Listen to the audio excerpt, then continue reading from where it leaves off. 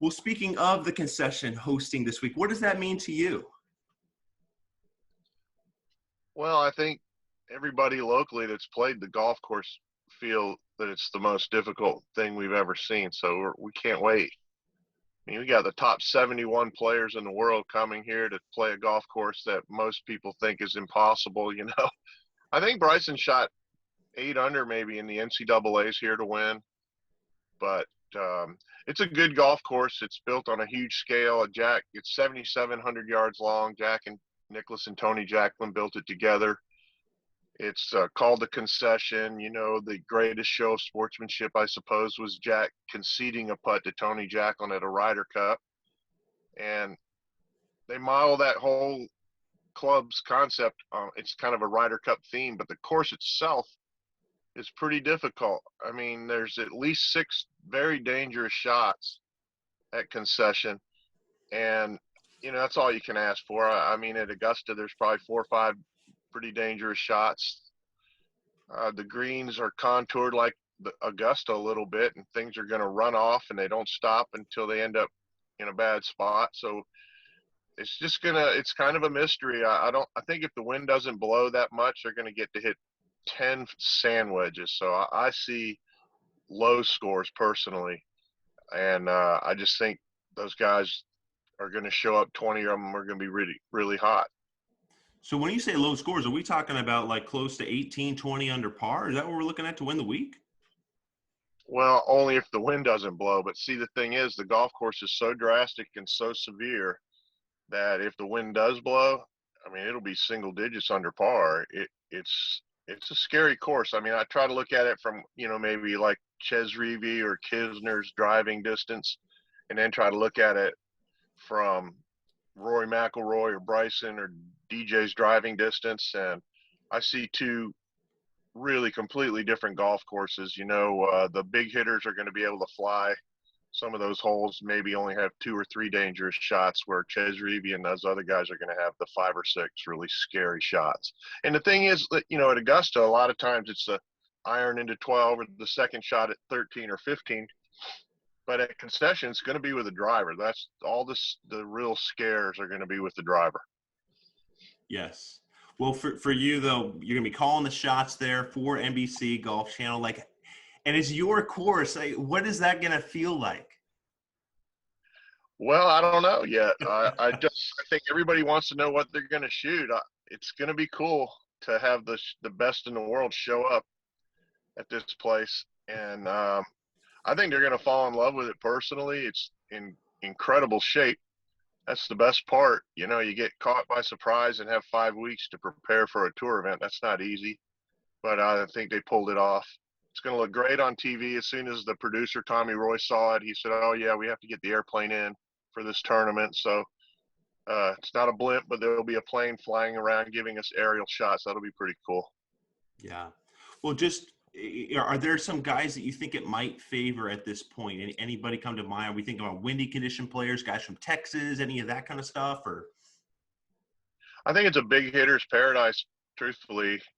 Not that they can't get in trouble here, but I think that if you're one of those big carry guys, you take the water out of play on 3 holes. So we'll see what happens. I'll go back to a Ches Reavie just because he doesn't hit it far. I could see him going around and not missing a single fairway and maybe striking an advantage. But I feel like the winner will come out of here without a penalty stroke, and that'll be pretty hard to do on this golf course. But you're able to do it. Speaking of penalty strokes, my friend, you are apparently a decent amount over par in your career playing at that course. Tell us, my audience, what your overall score is. Oh, I don't know. I keep telling people I'm about 500 or 600 over, but I could be exaggerating. It might be 800 over. I mean, it's hard. I just think that if you don't carry it a certain distance, it's just really hard. That's all I can say. But again, like I said, I looked at it from Bryson's eyes and Rory's eyes, and I just saw where those guys were capable of flying a lot of the trouble that 70% of the field can't carry. We'll see. There might be a great disparage it, from top to the bottom. Mm. Well, you mentioned Bryson, and I think about kind of where he's at in the season right now. What are your thoughts and expectations as we go forward, as we get closer to Augusta with him? Well, Bryson has said he's done trying to get bigger. So that's something. I don't know how sustainable what he is doing is. I mean, it's hard to go that hard for any great length of time. I think the older you are, the more you know it. But, every golfer gets injured. So, of course, if he does get hurt, it's going to be because he overdid the working out and all that stuff. But I don't believe that's the case. I don't think that would be fair.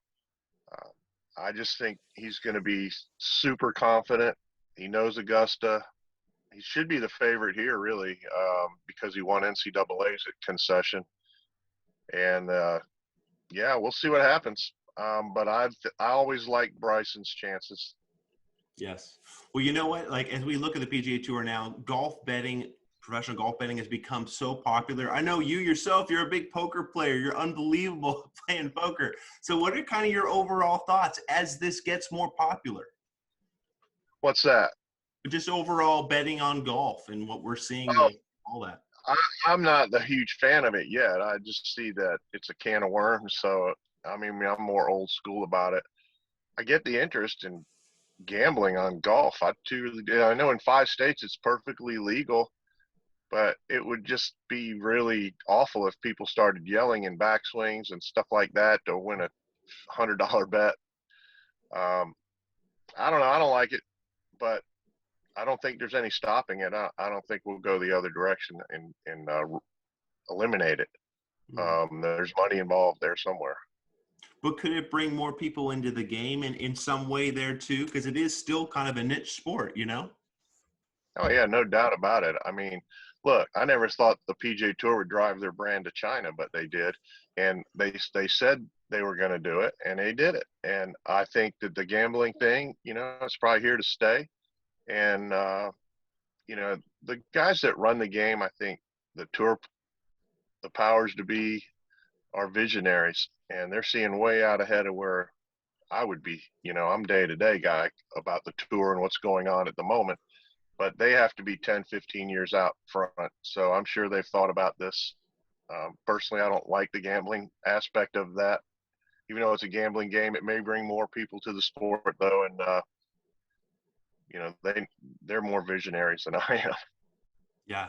Well, I'm thinking the last time you and I saw each other was in Florida, was at Bay Hill. Remember, that was the last event that finished on a Sunday before the whole COVID thing took over. Yeah. And I remember that Sunday morning, you and I were talking, it was coming off the heels of the Honda Classic and some of the comments you had made about the European Tour and, Tommy Fleetwood going for his win. And I'm curious, like, how do you look back? We're almost a year removed now. So how do you kind of, look back on that time? When I said that tour, Those comments, yes. oh, I mean, it's true. So, yeah, I mean, Tommy's here for a reason. Look, these guys choke for 2 things, cash and prestige, and the tour has the most of both. And you can go all the way back to Tony Jacklin. He knew that he had to win in the United States. That was just the way it was, and it's still the same way today. And that's a great tour. Those guys are phenomenal players. It wasn't a shot at them as much as it was a, kind of a rah-rah Ryder Cup, USA. You can win on that tour and you can win on the world, but you got to win here. That's what that was. I wasn't trying to be malicious. I was just trying to be candid about it. And, money and prestige, that's all you choke for. And this is the most of both. So what was wrong with that? Sure. Understood. Well, I like that you just said candid because, the guy you replaced, if it's possible to replace him, Johnny Miller, was so candid as an analyst and so praised for that. You jump into this role, NBC Golf Channel, you're a year, over a year into it. What is it like working with Dan Hicks and some of these legends, Mike Tirico, Jimmy Roberts? How is that for you? Those guys are brilliant. They really are brilliant. I love Dan Hicks. Never in a bad mood. Keeps everybody light. Rehearsals are fantastic with Hicks. He's a professional all the way through. I mean, Hicks is the voice of all of Michael Phelps' gold medals, and Tommy Roy, the producer, and Tommy Randolph are in there directing that thing. And, you know, they've won all kinds of Emmys, but Jimmy Roberts, Tirico, Hicks, it's unbelievable. And then you got, you know, the legends of Coke and Malt be kind of in there, and now the new guys coming out. I think that the telecast, the team gets along pretty well. I mean, I was obviously the elephant in the room there for a while, especially having kept the Fox deal for that extra year to do the U.S. Open. I'm so relieved that that's gone away. But I'm very comfortable now. And, you know, it's hard to be candid this day and age. I mean, every word out of your mouth, you're kind of on eggshells. And, you know, once it leaves your lips, you can't grab it and pull it back. It's live TV. You do the best you can. And I love doing it. It's nerve-wracking at times. It can be a stressful environment at times, but it's just golf. And I like watching guys to see if they can pull it off or not. I'm thrilled that I get to work with the professional. I mean, it's the best team you could ever imagine, really. From cameraman to the guys in the compound, the folks in the truck. It's impressive that a golf tournament can get pulled off. When you think of the miles and miles of cable, it's a miracle every week, I think. So I'm thrilled to be a part of it. Yeah. Well, here's the thing. You guys are going to cover, of course, the Ryder Cup as we look ahead. It was canceled or postponed last year. You have so much history with the Ryder Cup and, of course, being the captain. But what comes to mind? What's a story to you that comes to mind, Zinger, about the Ryder Cup that really is important for golf fans to know? Well, Europe dominates it for some reason, and I think that's the real story. We're in America. Can the United States come together and pull together? And, you know, they're better players, I think, for the most part. But when it comes to head-to-head battle, you know, the Europeans, they get a little bit of a chip on their shoulder, and then all of a sudden they're on the next level. You know, I've always said this about the Ryder Cup, though. For us, it's kind of in our head. We think about it. We want to win it. But for them, it's truly in their blood. I mean, they're bonded by nationality. They play in small groups, the Englishmen, the Spaniards, the Swedes. And then if you get a mix-up, you know, like a Darren Clark and Lee Westwood, they're best friends. It's just they have it. They have a edge on us, I think. And even if it's a 1% edge, I mean, Vegas builds casinos on a 1% advantage. So whatever that is, it's always a challenge, even at home for the U.S. team. There's plenty of times in all this European domination where they did actually have the best players. But right now, it'd be hard to make an argument that this U.S. team shouldn't be able to take these guys. But it's like the spirit of Seve and the ghost of Seve, or whatever these guys drum up, the chip on their shoulder. It's never easy. Just never is. Yeah. Well, you know, For them, it's been easy.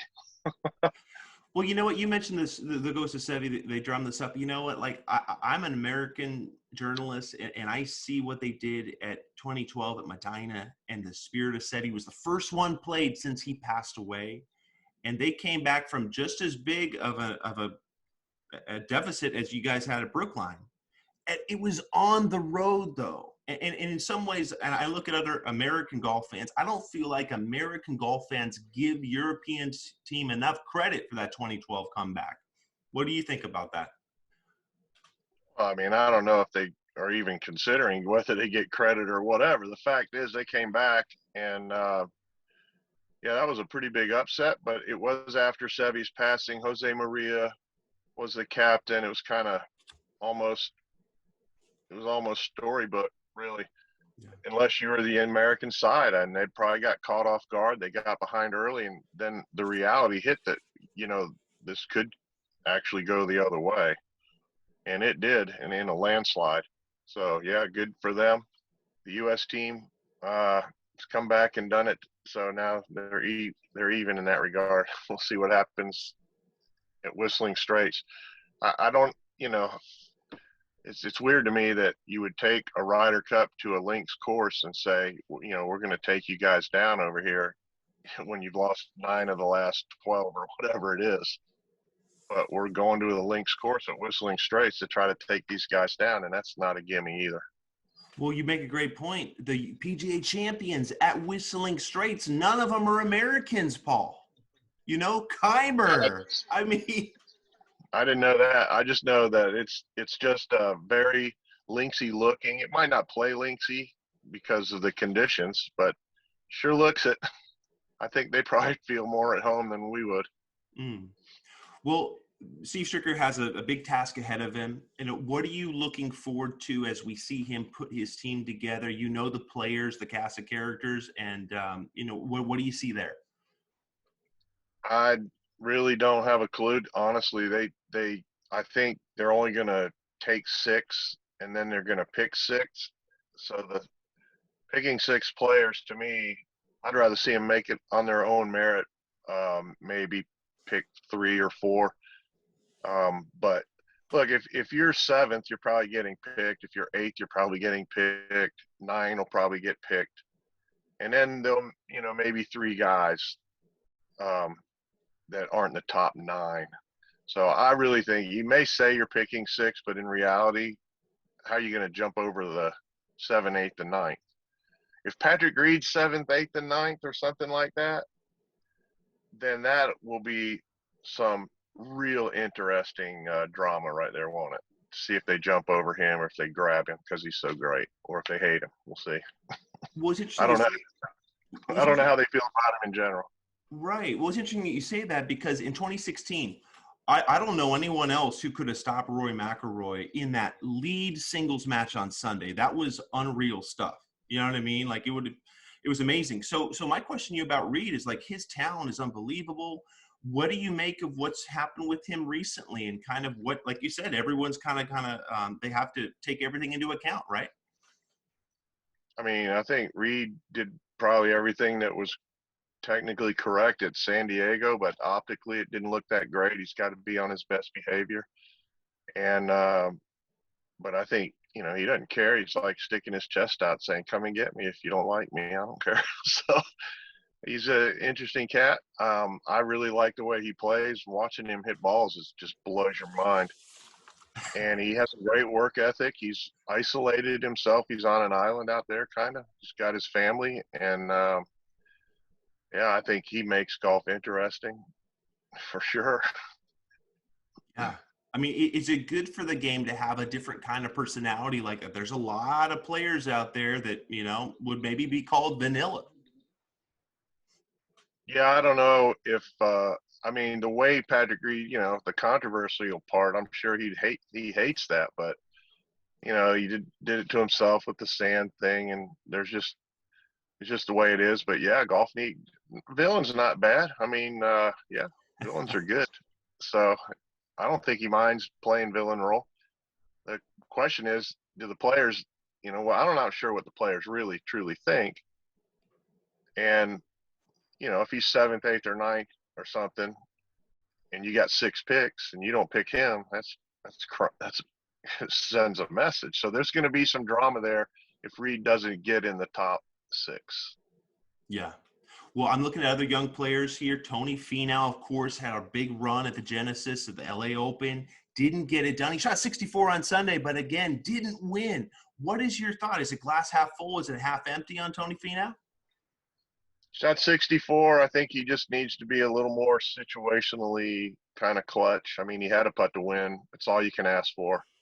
And he didn't get it. He had to put the tie there in the second playoff hole, but he shot 64. I mean, no one even talked about Fenow. When his name popped up, I didn't watch it yesterday, but it's like, Fenow, wow, what did he shoot? 64, wow. So, yeah, it's easy to criticize, but it's the way you do it. If you're 3 shots ahead and finish second, then you start talking about Fenow. All I know is that Max Homa missed that short putt, and Fenow had a putt to win 15 minutes later. And if Fenow makes that putt, can you imagine the emotion that Max Homa feels today versus where he is now emotionally? What a difference. But I think Fenow comes out with confidence, and Max Homa comes out with confidence big time. So, it's funny how the tour can be. Some guys would miss that putt that Homa missed, still win the tournament, and then think, I'm not a good pressure putter. I'm not a good clutch putter. And they'd be down on themselves and beat themselves up. I mean, that's the kind of personality types that you deal with on the PGA Tour. It's crazy. And but I don't think Max Homa's like that in any capacity. And Tony Finau's not like that. That's why I think they'll just keep going and going, cashing checks, big checks. Finau will win eventually. It's got to be just a little more opportunistic when those, moments arise. It's a finite amount of time. You think you're going to be doing this, 20 years and keep getting chances every week because he gets them. But it's a finite amount of shots at this, and he's just got to be a little more clutch, at the moment. Yes. Well, I like what you said about Max Homa needing to just get over that and not let it dwell. His wife told him, forgive quickly. Was her advice to him that Sunday morning. Forgive yourself for mistakes. And that's what he thought about after he missed the short putt. He thought about his wife's advice, and that helped him in the playoff. Really cool stuff. I mean, it's just amazing when that comes together, Paul. I got to ask you, as we look towards the Masters, what are some players that are interesting to you as we look ahead to the Masters? Bryson is interesting, and I wonder about DJ. Is this just going to be another DJ Masters because he's so good? Can Rory complete his Grand Slam? That's a big question, too. It should be a great Masters, even without fans. Again, I hope the fans are here by then. Now they're saying we're going to wear masks all of 2022 or up into 2022, so it may never end. I don't know. But maybe they'll let them out there. Hopefully the Patriots can come out. Hopefully the fans can come out in the Florida Swing eventually. This concession tournament, this World Golf Championship's going to have 500 people here. It's awful. I hate it. And it changes the whole dynamic, and all in the effort to keep people safe, which we all get that. So hopefully this time will pass sooner rather than later, and we can get back to normal. You're saying that you hate not having as many fans, right? And just the energy yeah. that you need as a competitor, right? Just as anything. I mean, you want to go watch guys play basketball with no fans. I think, it's not electric. There's no electricity. Yes. Well, you mentioned Rory McIlroy real quick. You mentioned him and going for the career Grand Slam, looking for another major. It's hard to believe it's been almost 7 years since he's won a major. What do you think he needs to do to get back on that train? Beats me. I mean, he's so good. I think he's my favorite guy to watch on the range, hit balls, and he just is. I just can't believe how good he hits it. But, now he's on the head of the policy board or the player advisory counselor. I think that's what it is. And, I mean, I think when a guy, he's already made history, now he's starting to want to make some policy. And I just don't know that you should do both. I mean, if you want to make history, you make history. If you want to make policy, wait till you're done trying to make history. It's just going to be hard to balance because you only have finite amount of time, or what? It's just like the priority. It's like he's prioritizing policy if he's going to be the head of the pack. I wouldn't prioritize that. I would make that last. I would want to keep making history with my sticks if I was him. So it's not saying you can't do both. Some guys get on that pack and they lead the way and still play great golf. But I think it's just a distraction, a sign of maturity and age, that he is where he is. He's in a different place if he's thinking at all about PGA Tour policy. Yeah, that's a good point. Well, here, we'll wrap up here in the next 4 minutes or so. I just wanted to ask you about us at home, us amateurs. When we warm up, we're chipping. You're a great bunker player from all the bunker shots you hit at Ryder Cups. When we're warming up for a round, pre-round, we get to the course, what should we be doing in bunkers to get that confidence? Well, stretch if you're warming up. But if you're hitting bunker shots, I mean, I don't know, you can picture a dollar bill sitting up, your ball sitting right in the middle of a dollar bill, and you just want to get the whole dollar bill to come up in the air like that. I mean, that's the best way to do it. And the way to do that is to get the club to have enough speed to completely slide under the bill without hitting it. That's how I would do it. I'd picture a dollar bill. What about chipping? It's been a big strength of yours over the years. As we prepare and hit a few chips, what's the key there? Hit a few different types, hit different clubs. What are you thinking? It's just feel and touch. I mean, really, if you're going to try to make clean contact, you should just make good clean contact when you're chipping. You know how to chip ball backhands forward and just try to get good speed. I mean, that's always the key. Feel, touch, like you're rolling it to a hula hoop. Interesting analogy. We get from there, of course, you have to go on the putting greens. John Rahm has told me getting a sense for the speed of the greens is the biggest thing for amateurs before they go. What are some other keys that you think as we warm up on the greens? It's all speed, really. Everything is predicated on speed. I think great players assume two things.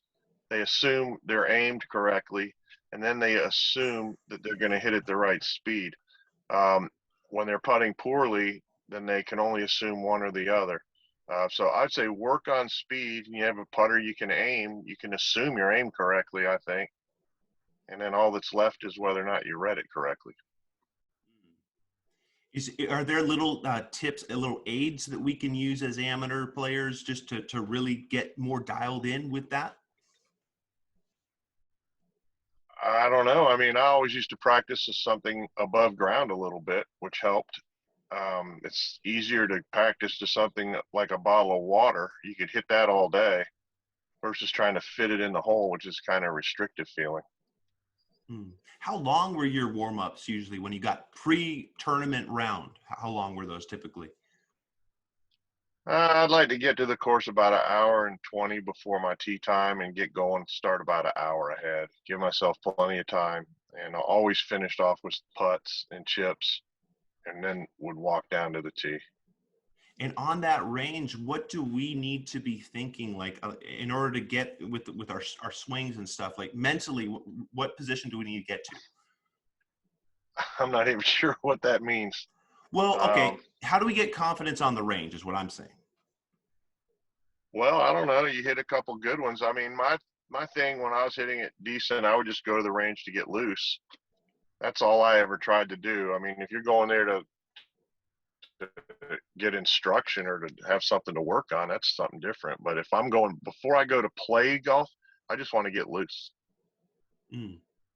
Well, as we wrap up here, I got to ask you about put yourself in the mind of an amateur, maybe somebody over at that club there at the Concession.